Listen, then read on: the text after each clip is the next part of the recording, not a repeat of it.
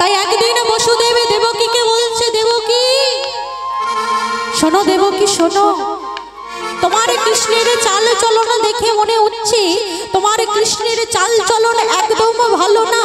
তোমার কৃষ্ণের চাল চলন একেবারে পাকা চোরের মতো।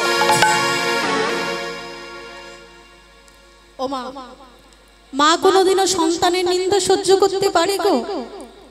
পারে না। যখন এমন কথা বলেছি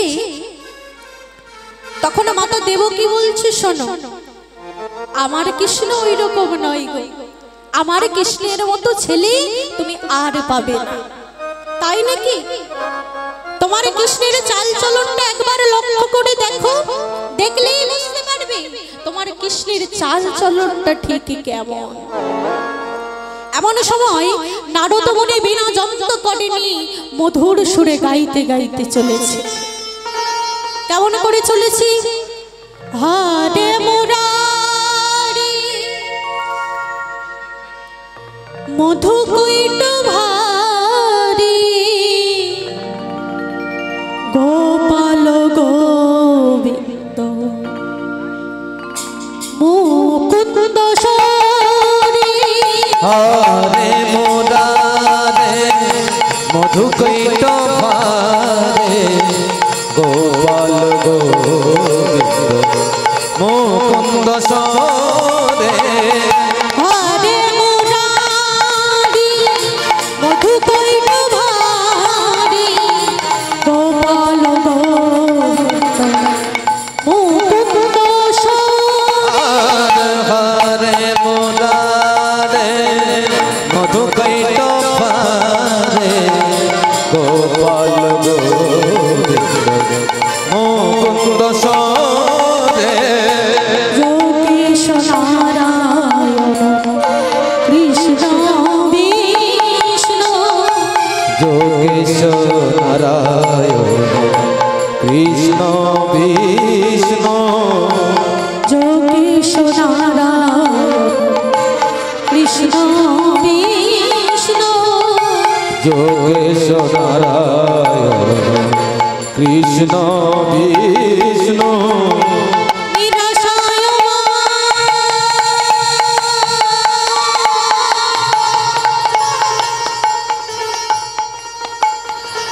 জগদীশ রক্ষে যোগেশ নারায়ণ কৃষ্ণ বিষ্ণু নিরাশয় মা। জগদীশ রক্ষে হরে মুরারে মধু কৈট ভারি গোপাল গোবিন্দ মুকুন্দ মুরারি।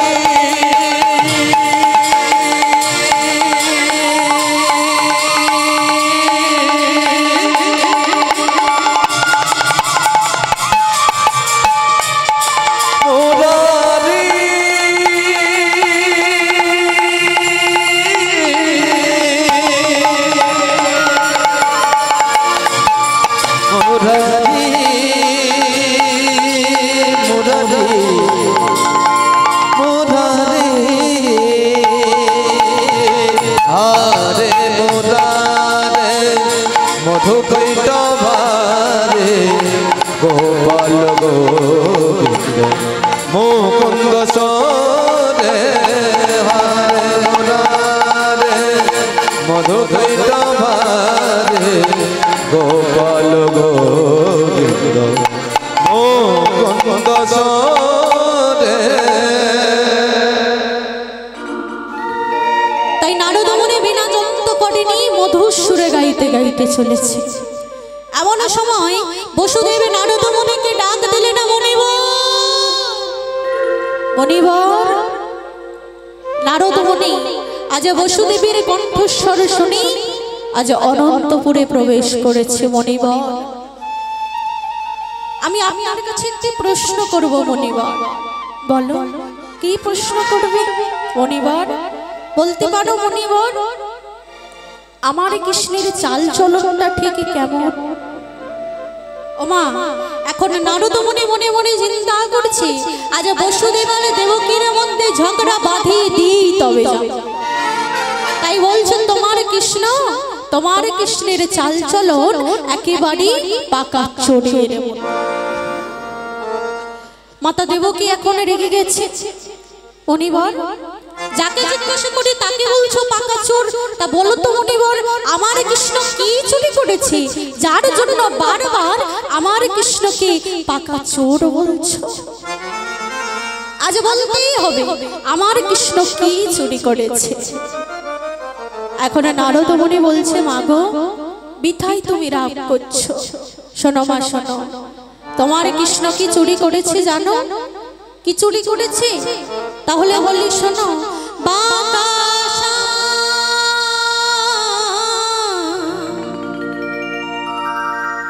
করলে বসন চুরি, বাতাসা করলে বসন চোরি। তোমার কৃষ্ণ ওই যমুনার তীরে কদম্ব ডালের উপরে বসে থাকতো, আর যত ব্রজগোপীরা ওই যমুনার জলে স্নান করতে যেত। তোমার কৃষ্ণ কি করেছে জানো? ওই ব্রজগোপীর বসনগুলো, ওই ব্রজগোপীর বসনগুলো চুরি করে ওই গাছের ডালে রেখেছিল। তাই কি বলছে গো, বাতাসা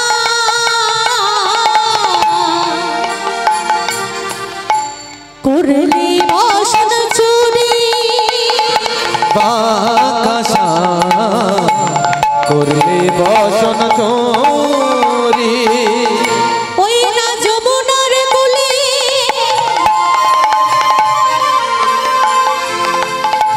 কদম্ব বলে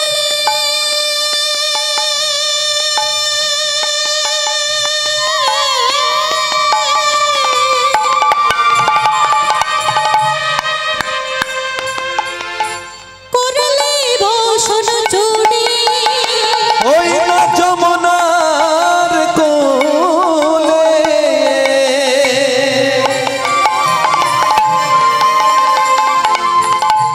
কদম্ব মূলে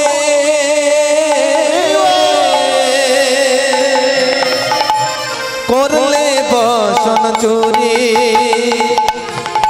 ওই না যমুনার কুলে যমুনা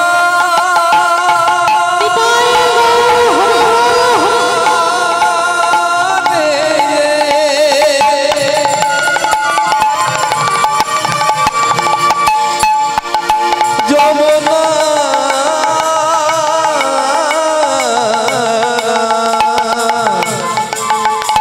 যমুনা যমুনার কুলে কদম্ব মূলে করলে বসন চুরি। আকাশা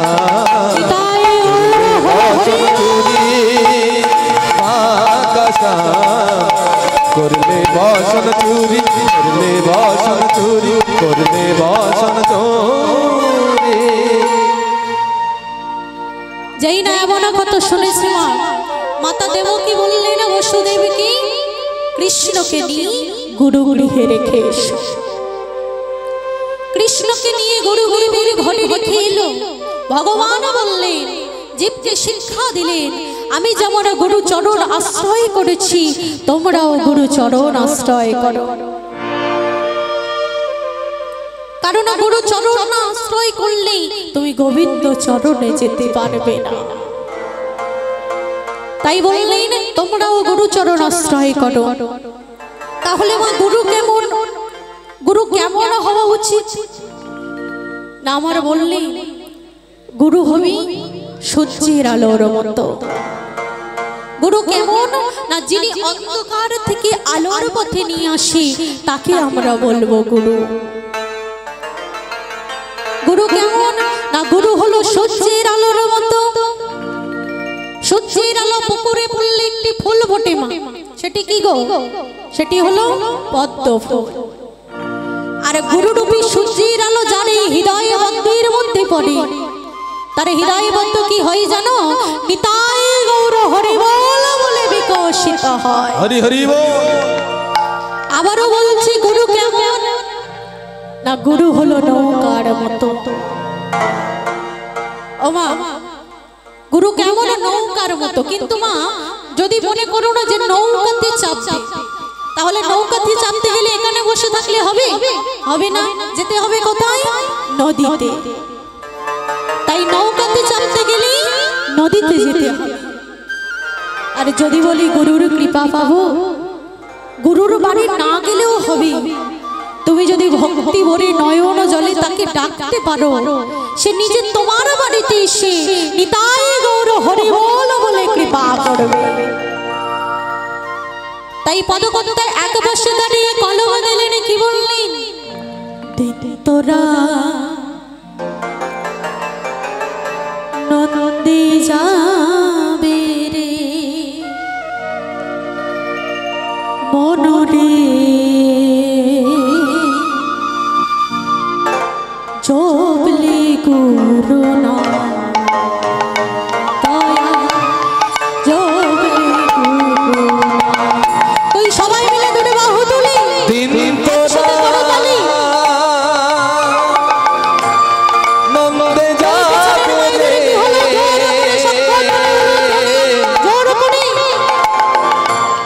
জপলে গুরু নাম,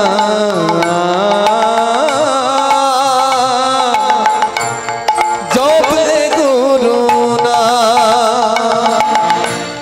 দিন তোরা নন্দে যাবে রে মনরে, জপলে গুরু নাম দয়া, জপলে গুরু নাম। হরে হরে বল। দিন তোরা নন্দে যাবে রে মনরে, জপলে গুরু নাম, জপলে গুরু নাম। গুরু মাতা গুরু পিতা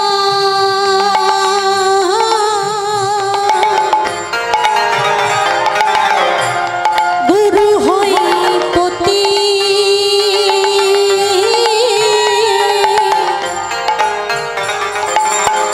গুরু বিনা এ সংসারে নাই অন্য গতি। গুরু মাতা গুরু পিতা,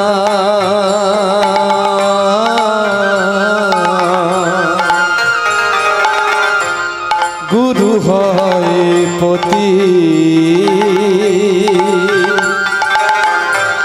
গুরু বিনা এ সংসারে নাই অন্য গতি।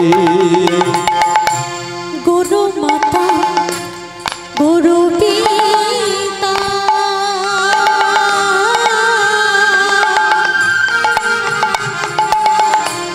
গুরু হই পতি,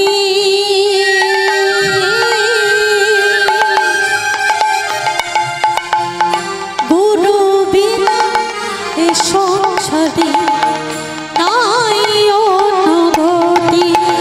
গুরু গো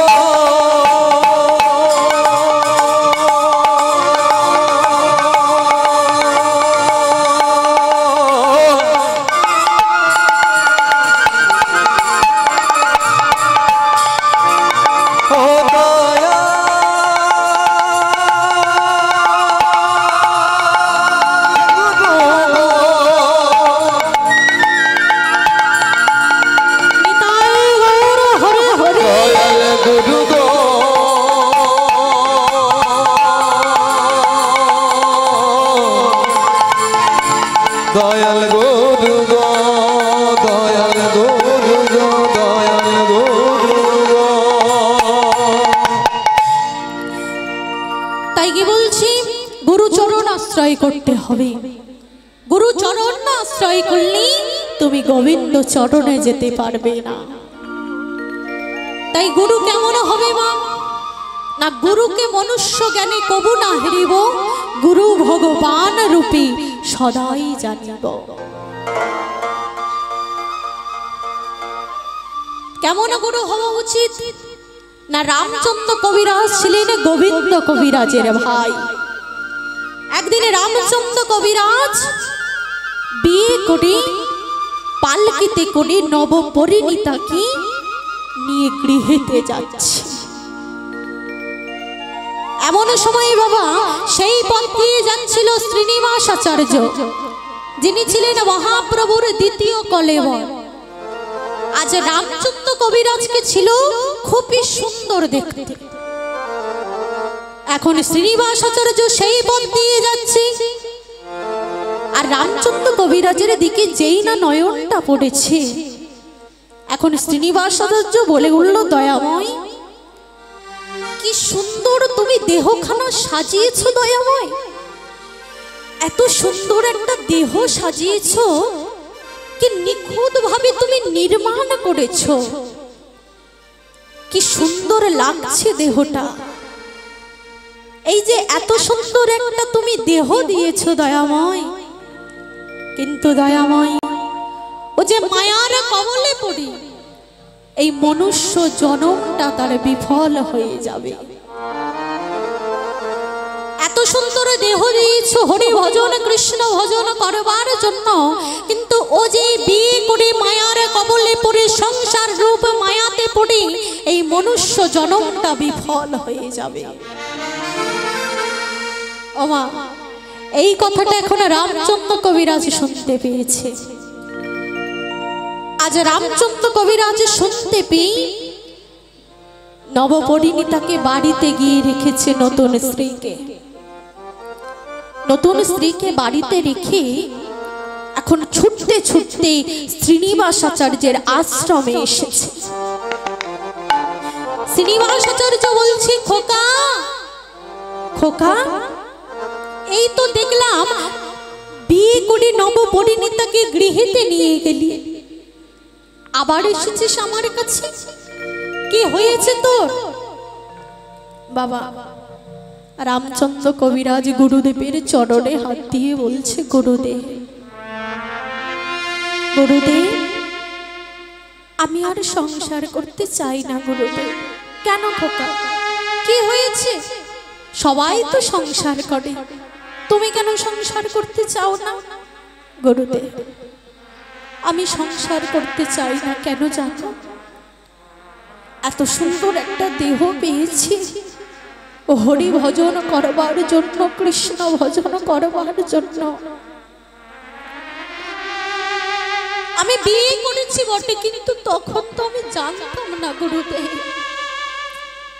আমি বাড়িতে নতুন স্ত্রী নিয়ে গেছি, কিন্তু গুরুদেব আমি আর সংসার করতে চাই না। খোকা, আমি বুঝতে পেরেছি তুমি সংসার করতে চাও না, কিন্তু খোকা এমন করে তো হবে না। বাড়িতে গিয়ে নতুন স্ত্রীর কাছ থেকে অনুমতি নিয়ে এসো যে তুমি আর এই সংসার করবে না, তুমি আর এই সংসার করতে চাও না। বাড়িতে গিয়ে নতুন স্ত্রীর কাছ থেকে অনুমতি নিয়ে এসো। ঠিক আছে গুরুদেব, আমি বাড়িতে যাব আর এই আসব।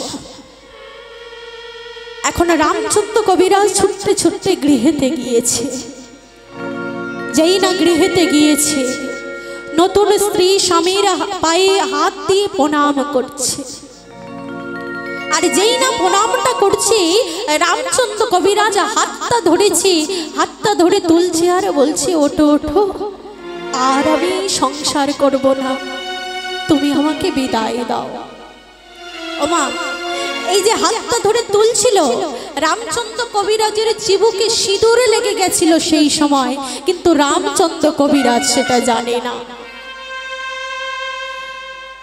বললেন, আমি আর এই সংসার করব না, তুমি আমাকে বিদায় দাও। নতুন স্ত্রী মনে মনে চিন্তা করছে, তাহলে মনে হয় আমি বড় আঘাত করেছি, আমি কোনো ভুল করেছি, যার জন্য স্বামী আর আমার সাথে সংসার করতে চাইছে না। দয়াময়, ও দয়াময়, আমি কি কোনো অপরাধ করেছি? আমি কি কোনো ভুল করেছি? আমি কি নিজের অজান্তে আপনার হৃদয়ে আঘাত করেছি? আমি কি নিজের অজান্তে আপনার হৃদয়ে কষ্ট দিয়েছি? দয়াময়, একটিবার বলো দয়াময়, কি অপরাধ করেছি তোমার চরণে? এই হতভাগিনীর সাথে আর তুমি সংসার করতে চাও না। এমন কথা শুনে রামচন্দ্র কবিরাজ বলছে, না গো না, তুমি কেন ভুল করবে? তুমি কোনো ভুল করনি গো। ভুল করেছি আমি। এত সুন্দর একটা মানব দেহ পেলাম, যখন মাতৃ জটনে ছিলাম তখন গোবিন্দকে বলেছিলাম, গোবিন্দ গো, গৌরহরি, এই মাতৃ জটনের জ্বালা যন্ত্রণা আর যে আমি সহ্য করতে পারছি না। গৌরহরি, তুমি আমাকে এই পৃথিবীর আলো দর্শন করাও। আমি তোমাকে কথা দিলাম গৌরহরি, ওই পৃথিবীর মাঝারে গিয়ে, ওই সংসারে গিয়ে দিনান্তে একটিবার হলেও তোমার নাম গাইব, দিনান্তে একটিবার হলেও তোমার কাছে বসব, দিনান্তে একটিবার হলেও আগর প্রাণ গৌর বলে কেঁদে উঠব। ও বাবা, শুধু রামচন্দ্র কবিরাজ নয় গো, আমরাও বলে এসেছিলাম মাতৃ জঠরে। তাই তো বলেছিল পদকর্তা, কৃষ্ণ ভজিবার তরে সংসারে আইন, কিন্তু মিছে মায়ায় বদ্ধ হইয়া বৃক্ষ সম হইন। যে কৃষ্ণ ভজন করব বলে, যে গৌর ভজন করব বলে সংসারেতে এলাম, এমন মায়াময় সংসারে আমরা বাস করি, কখন যে তাকে ভুলে গেছি নিজের অজান্তে আমি জানি না। গৌরহরি বলছে, ভক্ত, বলে তো এসেছিলে আমার কাছে, দিনান্তে একটিবার হলেও আমার গুণকীর্তন করবে, কিন্তু ভক্ত, দিনান্তে একটিবার করবে বলেছ, এমন মায়াময় সংসার করছো, আমার কথা সারা জীবনের জন্য ভুলে গেলে ভক্ত? একবার নিজের দিকে তাকিয়ে দেখো না, এত সুন্দর একটা চরণ দিয়েছি আমার কাছে যাওয়ার জন্য, এত সুন্দর দুটো হস্ত দিয়েছি আমার চরণ ভজন করবার জন্য, এত সুন্দর একটা নয়ন দিয়েছি আমার যুগল রূপ দর্শন করার জন্য, এত সুন্দর একটা বদন দিয়েছি আমার গুণকীর্তন করবার জন্য। ওই সংসার রূপ পাকে পড়ে আমাকে তোমরা চিরজীবনের মতো ভুলে গেলে ভক্ত, চিরজীবনের মতো ভুলে গেলে। ও মা, ভগবান বলছে, ভক্ত কিছু তো চাইনি তোমার কাছে, বলিনি তো ভক্ত আমার জন্য শ্বেত পাথরের মন্দির করে দাও, নানা রঙের বসন কিনে এনে আমাকে বসনে অলংকারে সাজিয়ে দাও, বাজারে থেকে দামি দামি ফল মিষ্টান্ন কিনে এনে আমাকে সেবা দাও, বলিনি তো ভক্ত। শুধু বলেছিলাম ভক্ত, এত কিছু আমি চাই না গো, চাই কি জানো? ওই তুলসী পাতা এনে দুটি কর জনকুটি নয়ন জলে ভাসিয়ে শুধু আমাকে ডেকো, আমি তাতেই খুশি হব ভক্ত, আর কিছু চাই না তোমার কাছে। আমি তো এসেছি তোমাদেরকে দিতে, তোমাদের কাছ থেকে চাই শুধু আমার জন্য ভালোবাসা। তাই তো মায়েরা, ভগবান ভক্তের চোখের জল সহ্য করতে পারে না গো,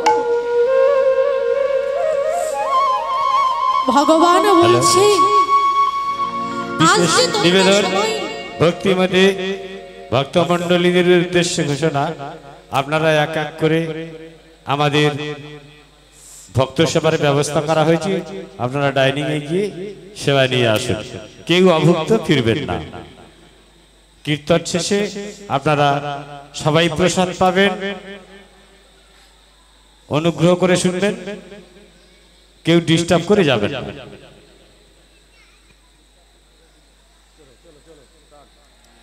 জয় নিতাই, জয় গৌর, জয় রাধেশ্যাম।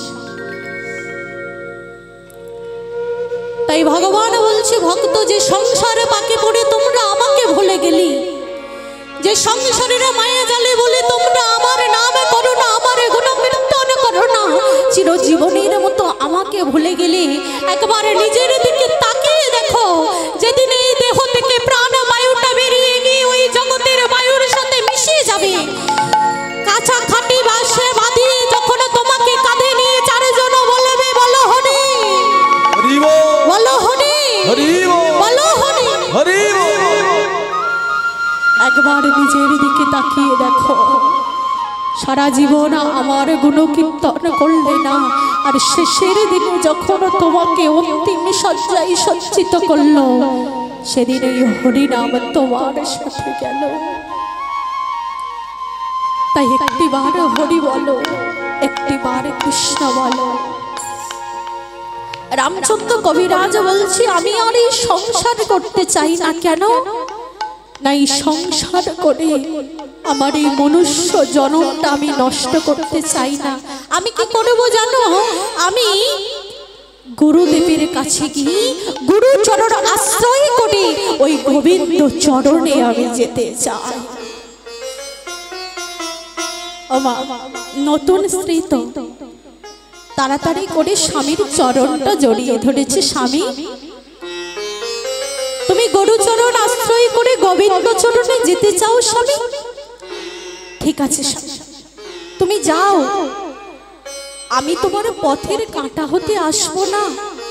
কিন্তু স্বামী গো,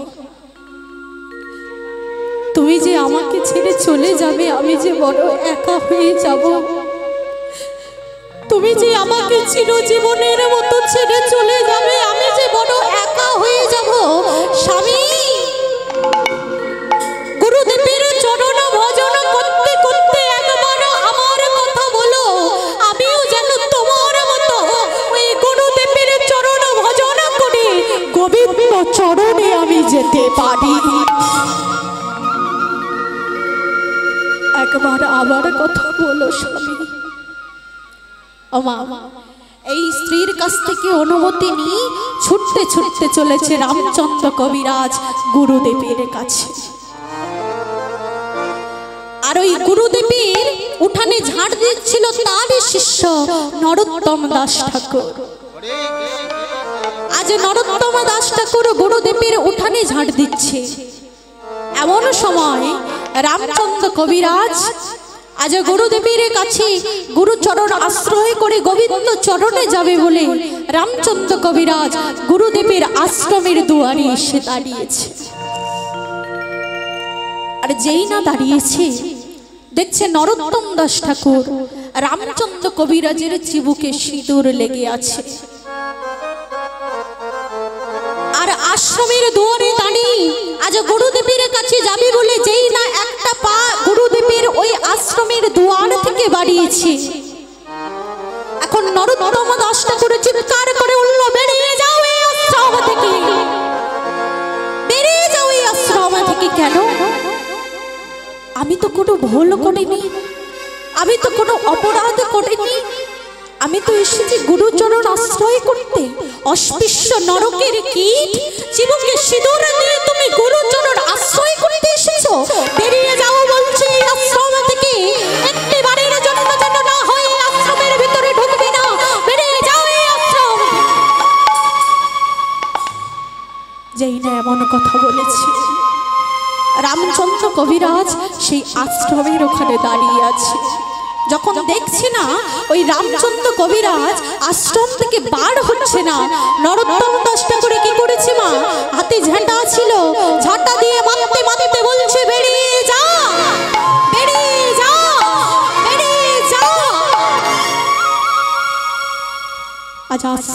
থেকে রামচন্দ্র কবিরাজকে বার করে দিল। কাঁদতে কাঁদতে বলে উঠল, গো দয়াময়, ভেবেছিলাম সুন্দর দেহ দিয়েছ হরি ভজন করব, ভেবেছিলাম সুন্দর দেহ দিয়েছ কৃষ্ণ ভজন করব, কিন্তু দয়াময় এত বড় নরকের কীট আমি গুরুচরণে যেতে পারলাম না, আমি গুরুচরণে আশ্রয় করতে পারলাম না। আজ রামচন্দ্র কবিরাজ আশ্রম থেকে বেরিয়ে গিয়ে কাঁদছে আর বলছে, গৌরহরি, কি অপরাধ করেছি তোমার চরণে? এতটুকু জায়গা ওই আশ্রমের এক কোনায় আমাকে তুমি দিলে না। কি অপরাধ করেছি তোমার চরণে? তোমার চরণ ভজন করার একটু সুযোগ আমাকে করে দিলে না। বলো গৌরহরি, কি অপরাধ করেছি তোমার চরণে? হরিদিন কবে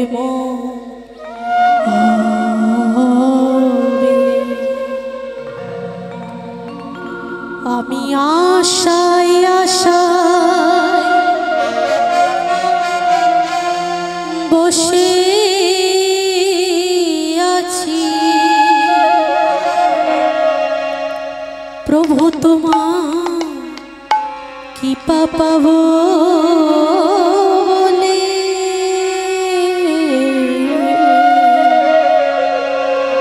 হরিদিন কবে হবে, হরিদিন কবে মোর হবে, হরিদিন কবে মোর হবে, আমি আশায় আশায়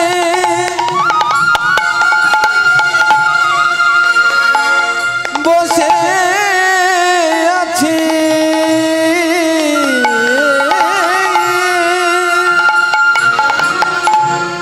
তোমার কৃপা পাবো বলে।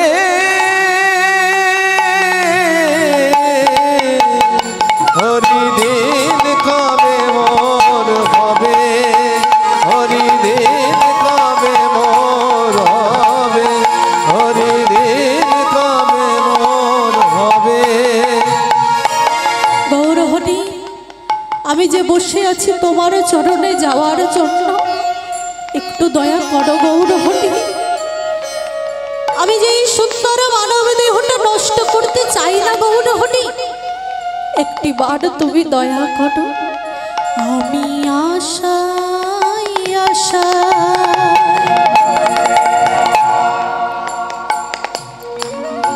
বসে আছি, তোমার কৃপা পাবো বলে।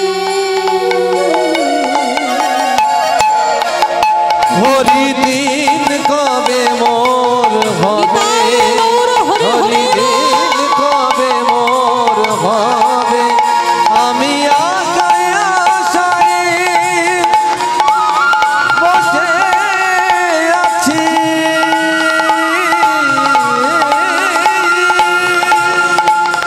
তোমার কৃপা পাবো বলে।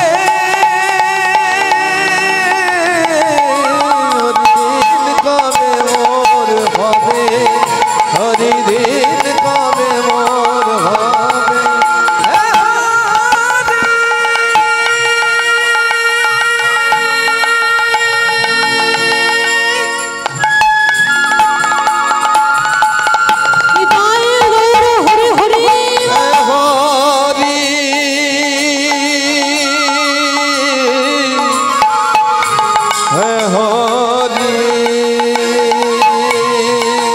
হরিদিন কবে মোর হবে, হরিদিন কবে মোর হবে, হরিদিন কবে মোর হবে।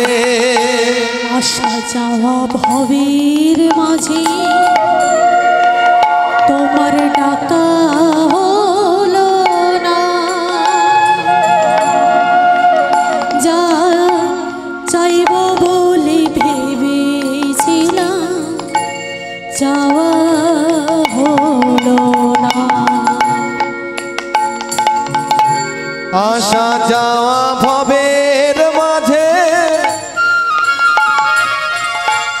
তোমায় ডাকা হলো না, যা চাইব বলে ভেবেছিলাম চাওয়া হলো না। আসা যাওয়া ভবের